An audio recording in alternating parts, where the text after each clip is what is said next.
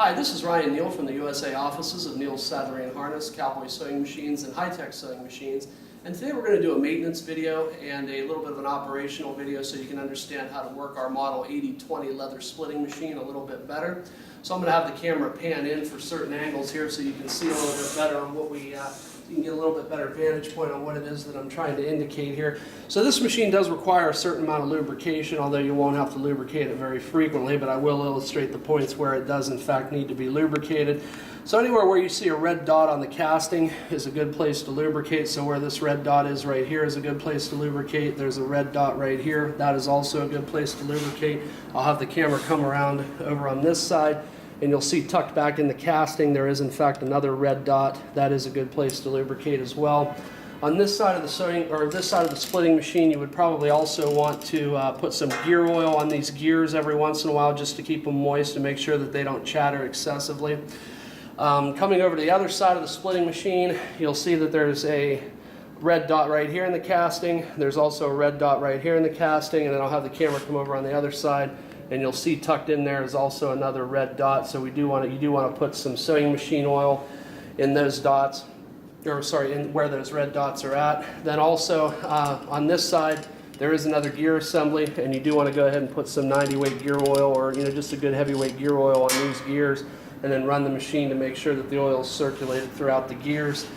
There are also some other lubrication points that are not as clearly marked on the machine, and that would be the little gap that exists here between the top roller and the casting journal. And then over here on this side there's another gap that exists between the top roller and the casting journal. Those are good places to lubricate. Also where the bottom roller is, the roller that has the teeth on it, you would want to lubricate between the roller and the casting journal right here, as well as the roller on this side and the casting journal on that side as well. There are some springs that are on the side of the machine. Every once in a while it wouldn't hurt to put a little bit of lubrication on these springs, because these springs, inside these springs is a shaft, so you do want to lubricate those every once in a while. I'll have the camera come a little bit closer, and you'll see tucked back here is another large spring. Every once in a while it wouldn't hurt to put a few drops of oil on that as well. There are some more places that you should apply some gear oil, and that would be right here where the hand roller, or where the roller adjuster mechanism is. It mates to a gear right here. You should also put some gear oil there. On the other side of the machine there is also another gear mechanism right here that you can put a few drops of oil on. And don't forget, there is in fact a spring mechanism on this side and another larger spring mechanism behind it. So those are places that you would want to apply oil. You also would not hurt where there are machine surfaces on the machine. For instance, this is the blade hold down bar.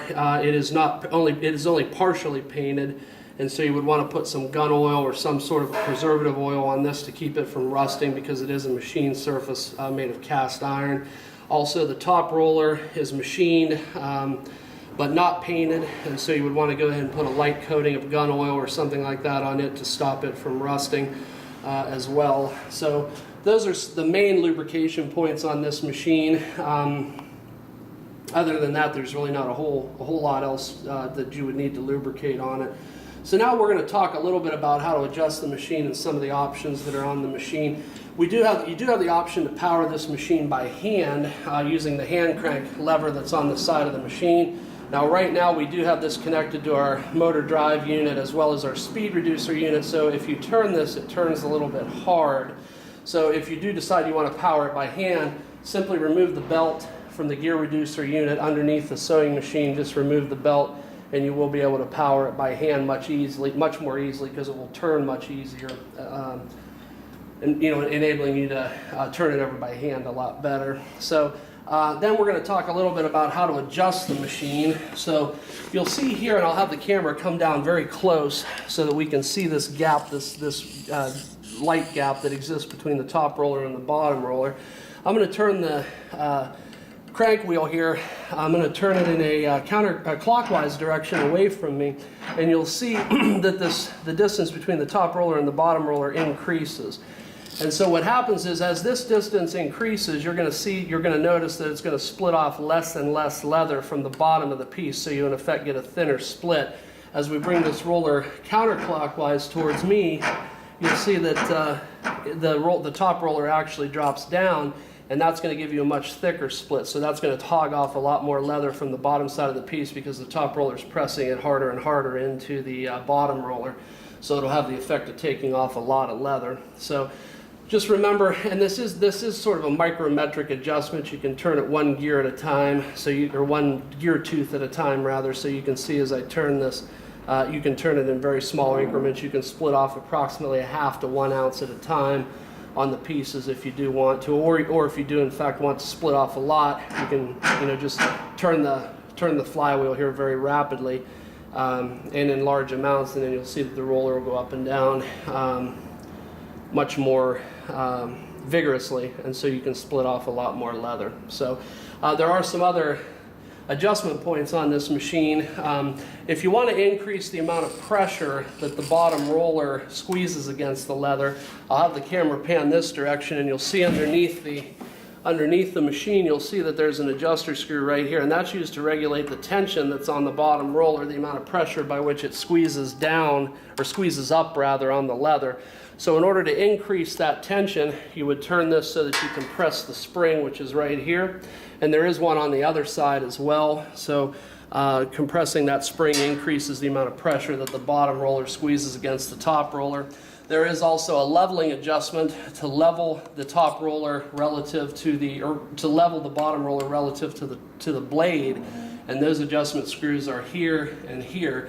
Usually the best thing to do is to take a pair of pliers or take a wrench, because these are pretty hard to turn by hand. So take a pair of pliers or take a wrench, and then you want to go ahead and turn these. And what the objective is you want there to be approximately 1 to 1.5 millimeters distance between this bottom roller and the blade itself. That's usually the best position that will ensure that you get the best split. So usually about 1 millimeter to 1.5 millimeters distance between the bottom roller and the blade.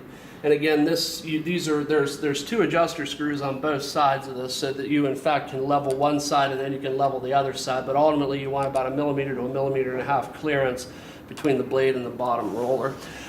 When you can remove the blade on this machine for sharpening, and so where you would remove the blade would be by loosening these three Allen head bolts here, here, and here. And then on the underside of the machine, I don't know if our camera can get down here and see this. It might be difficult. There are nuts on the back side of these bolts.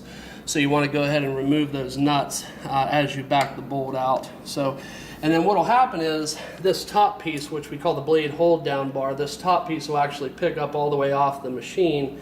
And so then from there, you can just simply remove the blade. The blade is concealed underneath this hold down bar. A lot of people think that this metal colored part right here is the blade, but in fact it is not. There is a blade that is concealed underneath this hold down bar. So when then you can pull the blade out, sharpen, service it, clean it, or do whatever is required, and then put it back in the machine. Now these adjusters right here are used to adjust the position of the blade relative to the bottom roller. And so these are preset from the factory, and there are set nuts that hold these in place. So you shouldn't have to mess with this too much. Just remember, when you're ready to take the blade out for sharpening, take these 3 bolts off, take the hold down bar off, and in fact the blade will come out without having to mess around with these adjuster screws. So just leave these adjuster screws alone. So anyhow, that's just a very brief introduction to the service and maintenance on our Model 8020 leather splitter. And my name is Ryan Neal, and I'm from the USA offices of Neal's Saddlery and Harness, CowBoy sewing machines, and high-tech sewing machines. If you have any additional questions about this machine or you would like to purchase one, please feel free to give me a call at area code 330-692-1418, and I thank you for your time today. Okay.